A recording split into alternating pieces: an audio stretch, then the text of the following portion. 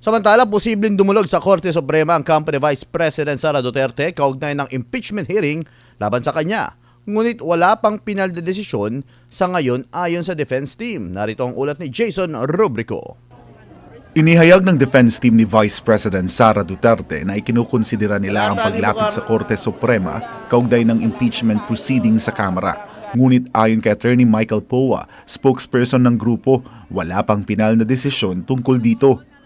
Ngayon po, pagdating naman sa issue kung may idudulong tayo sa Supreme Court, hindi pa po, of course, that's always a possibility, pero wala pa po ako masasabing definite sa ngayon. Siguro malalaman na lang natin kung makapag-desisyon talaga kami na merong talagang malaking bagay na dapat idulong sa Supreme Court, gagawin po natin.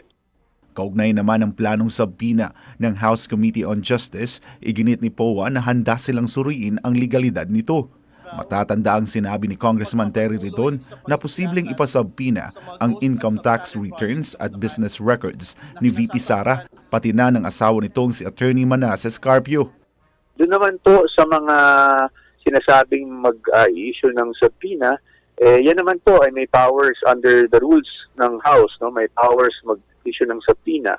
Pero kung naayon man o hindi sa batas yung subpoena, yan po ang titingnan naming mga abogado ng ating ikalawang Pangulo. Titingnan natin kung tama ba yung laman ng subpoena, titingnan natin kung naayon sa batas, at titingnan natin kung wala namang karapatan ng ikalawang Pangulo ang kumbaga in English nai-infringe, no, dahil dito sa mga subpoena na to. Sinabi rin ni Poa na nananatili ang kanilang tiwala sa proseso ng Kamara sa kabila ng mga ulat ng pagkiling ng ilang panig. Aniya, hahayaan nilang magpasya ang mga mambabatas batay sa ebidensya at kanilang konsensya. Unang-una sa lahat, bilang abogado at Mar, I would like to trust the process pa rin. No? So, sa ngayon, despite statements being said that might seem bias or meron ng partiality, para sa akin, we need to trust the process and we need to give our lawmakers at lahat ng miyembro ng Committee on Justice and even plenary the benefit of the doubt, no, that they will be voting based on evidence, based on conscience, no. So sa atin, ayoko pong mag-cast ng any aspersions, no, laban sa ating mga lawmakers.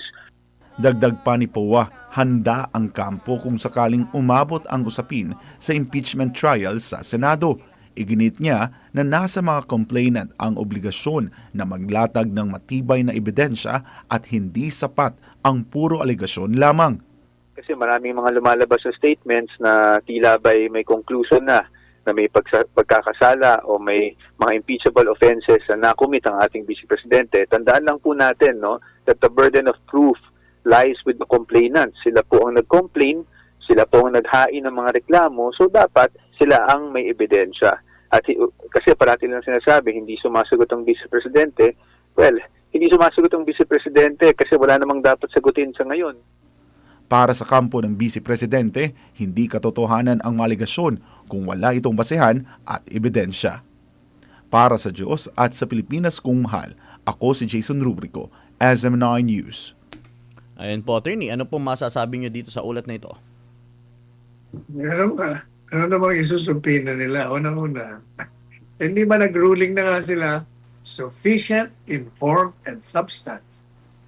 Eh kung sufficient in form and substance, so ano bang kailangan nila mga ebidensya? Nag-rule na nga sila na okay na yung mga ebidensya ibinigay sa kanila. Yung defense naman, obviously, tingin nila, wala naman kayong ebidensya, di bahala kayo. Kung hindi dali niya na sa plenary yan.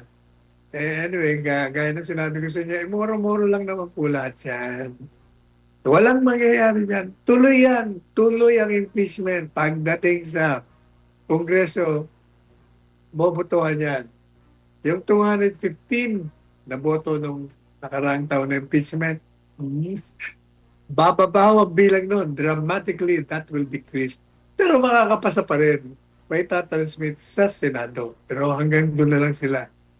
Wala. Pagdating sa judgment, maniwala kayo. Wala mo yan. Absuelto. Wala namang walang kabatay-batayan. Alam nyo, gaya ng mga pinaliwanag ko na sa inyo, di ba? Isa-isa natin yung grounds. Kaya yung depensa, ayaw na sagutin kasi nga wala naman talagang dapat sagutin. Eh. There's nothing to reply to or to respond to. Kung gagamitin mo lang yung common sense mo, ay hindi ka abogado, eh talagang wala eh. Walang wala. As in, wala.